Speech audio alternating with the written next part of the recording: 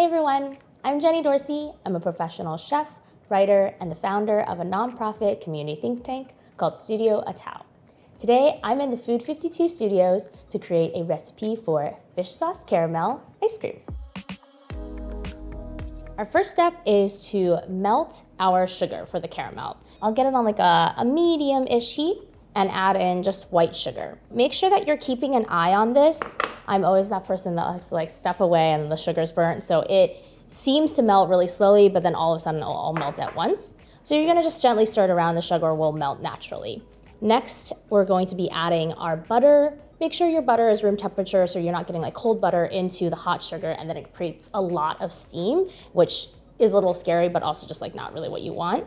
Same with your heavy cream. You want that kind of at room temperature. And then finally, we're gonna go in with the fish sauce. Fish sauce of different brands are going to probably be like slightly different in terms of how salty they are, how fishy they are. So make sure that you're using a brand that you like. We're using Sun today, which I really enjoy. They have a really great quality fish sauce, really like smooth, but also really deep and robust. So of course, use the brand that you love. Just make sure that the ones, some would like Red Boat, for example, they'll have 40, 50, 60, it depends on concentration. So just make sure you're using a consistent one so you don't get batches that are really salty and then some that are not as salty.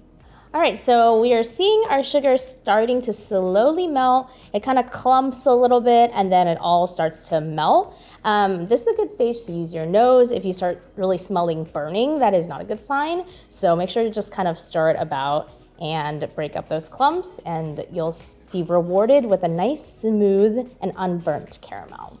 So what I love about this recipe is that it's very straightforward, very similar to kind of a basic caramel recipe, but the addition of fish sauce makes it super savory and super interesting, kind of like a salted caramel sort of vibe, but adds this savory complexity to your dessert or sweet desserts. That gives it like a nice pairing for perhaps a parsley or cilantro cake, which is usually what I serve this with, or something else that's a little bit more savory in nature. So if you have some ideas on what you would want to drizzle this on, definitely let us know in the comments. And we're getting a nice kind of melty golden hue on our sugar, which is what we want. There's still a couple of clumps, so I'm gonna wait and keep stirring, really kind of get the bottom of our pot until it melts evenly, and then we're gonna go in with the butter. Make sure you're using unsalted butter for this so that you're really controlling the saltiness of your caramel with the fish sauce as opposed to with butter. Now I have this set to a solid medium. I turned it down slightly. Okay, so it's getting really hot. I'm gonna pull it off slightly, and then we're going to add in our butter. I've cut it up so that we can do a little piece by piece. And do not be alarmed if it kind of sizzles.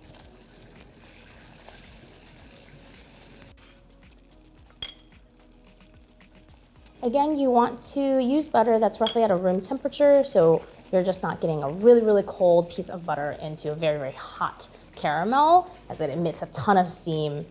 And I may or may not have done this to myself, and it's just not, maybe it's not so pleasant, you know? After your butter is nicely stirred into your caramel, you are going to add in your heavy cream and similarly stir it, get it nice and smooth and creamy. You will get a little bubbling as well. So do not fear, trust the process, it will be fine.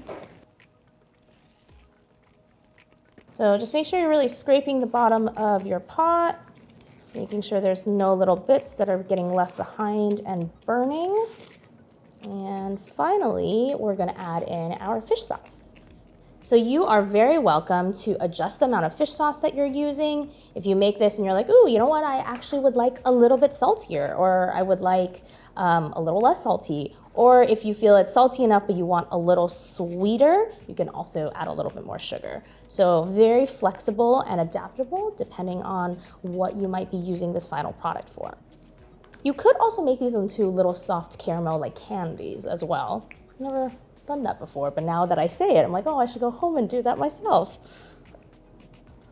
All right, so now we've got like a nice kind of darker brown hue. I'm gonna let this keep bubbling, just let it cook a little bit more, get a couple more of those like toasty notes that we like in caramel. Then we're just gonna pull it off, let it cool, and you can store this either at room temp or in your refrigerator. I think the refrigerator is always like a little bit safer for an extended period of time because there's so much sugar in it. I usually use a glass mason jar, but you can use any sort of heat-proof vessel that you prefer. All right, this is looking good, and since we're using it for ice cream, I am going to set this aside, let it cool, and I'll be right back. All right, so our fish sauce caramel has cooled down, and we are ready to make our ice cream base. This is a pretty straightforward ice cream base. There's no eggs in it, which I really like because you want to make sure that the fish sauce caramel really shines through as kind of the main ingredient. And honestly, it just doesn't really need kind of the creaminess of the egg yolks because we've got plenty of heavy cream in here, and the caramel itself is also like nice and luscious and kind of like velvety. I actually usually use a recipe that has a little bit more molecular stabilizers, but for this particular recipe, figured it would be more home friendly without all of those things. So we are going to be thickening with a little bit of cornstarch as well as some plain cream cheese. So first we have a little cornstarch, and I'm just going to make a cornstarch slurry with a bit of whole milk. So I'll whisk this together.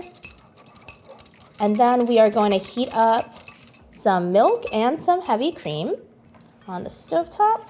Put this on like a medium, slightly above medium heat. So I've got milk, heavy cream, and our caramel. I'm going to mix that all together and let it come to a light boil so that we can add our cornstarch and really activate it and let it thicken our base. I also have a little bit of extra sugar here. Depending on how you'll be serving this ice cream, what you're serving it with, if you want it to be just a little bit sweeter, you can also do that.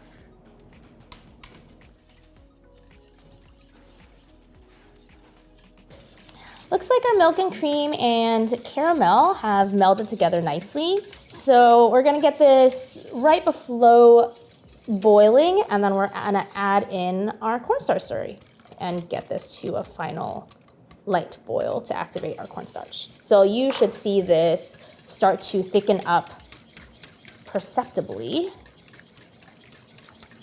as you're whisking. This is also a good time to do some tasting if you want, depending on if you want, I don't know, some chocolate in here, you want more fish sauce, you want it to be sweeter, you want to add in a little bit of lemon or lime zest, totally up to you.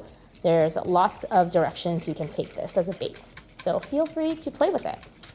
If you feel comfortable with stabilizers, you can use things like a xanthan gum or a kappa carrageenan. Those help kind of, or like a sorbet or ice cream stabilizer, the ones that are already prepackaged. Those definitely do help minimize the formation of ice cream crystals or ice crystals as you're making your ice cream. And give you like a nice velvety consistency, but definitely not necessary if you prefer to avoid those in your ice cream. Another little trick is that you can add a little bit of vodka in your ice cream base because alcohol never really freezes, so that sometimes helps with consistency as well. There's a lot of like ice cream aficionados on the internet that have all sorts of tips and tricks. All right, this looks pretty good. So I'm going to take it off the heat and get our station ready for cream cheese. All right, we are almost ready for the final step in our ice cream making process. We're just gonna use some room temp cream cheese, full fat, to give this finally a little bit more texture and structure. Again, something I learned from Jenny's ice cream cookbook, and this has been really helpful. So I'm gonna smoosh it a little bit, and I'm gonna add in our milk, heavy cream, caramel mixture. It's cooled a little bit, and I'll just add in like a cup-ish at a time, or I guess a half cup at a time, and do a little whisking action so it gets incorporated. I'll attempt to not make a mess, which is my favorite thing to do while making dessert. All right.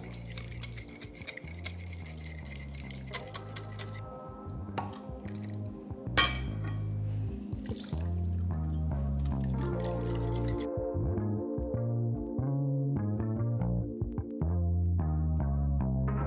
All right, this is still pretty warm, so we are going to set it aside, let it cool completely, get it in the fridge, let it get completely cold, and then we're gonna process it with whatever ice cream maker you have. All right, now that our fish sauce caramel ice cream base has cooled, we are going to process it in an ice cream maker. I've got a nice compressor model with me today, but you can use whichever you have at home. So I am going to do a little sample taste test here. Ooh, nice and creamy. Delicious. And we're gonna get started. Dun dun dun. I just have this on auto. I have not used this model before. It looks very fancy. And just pour it in.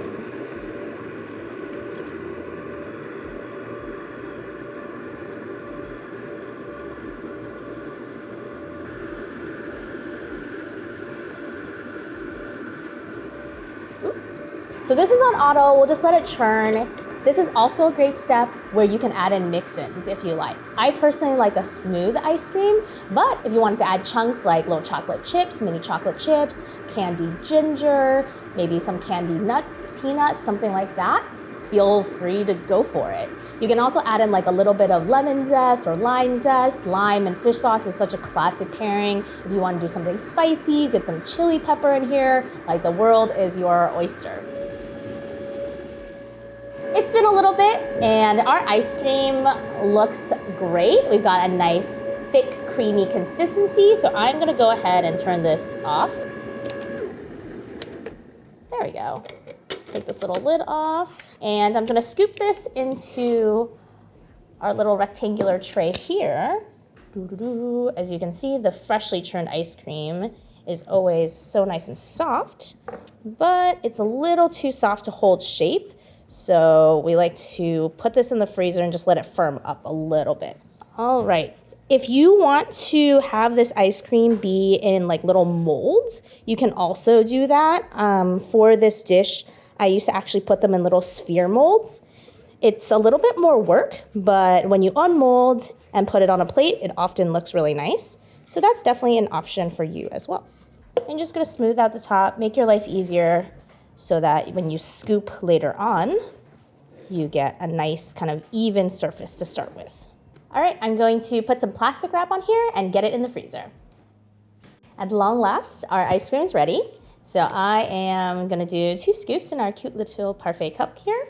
I've got some hot water over here, this always helps, and then a scoop that has, I don't know what the technical term is, the little windshield wiper thing. All right. Oh, so nice and smooth. So one helpful tip while scooping ice cream is that once it's hardened, sometimes it gets a little too hard. So you can also let it thaw just a little bit in your refrigerator right before you need to do some scoops. And since lime and fish sauce go so well together, I'm gonna do a little lime zest right on top today. It also adds a little color, some nice aromatics. You could also do like a little squeeze of lime if you wanted to.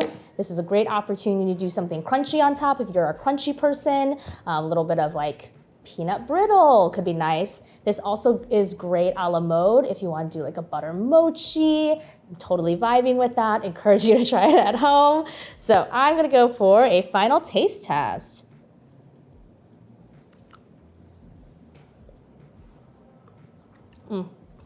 So good. It's salty, it's sweet, it's creamy.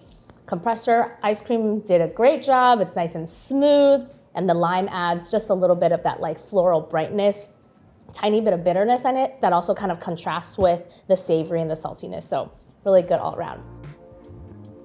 Thanks so much for following along. I hope you make this recipe. Definitely let me know what you think. The full recipe is down below, and you can let me know of any comments or questions as well. See you next time.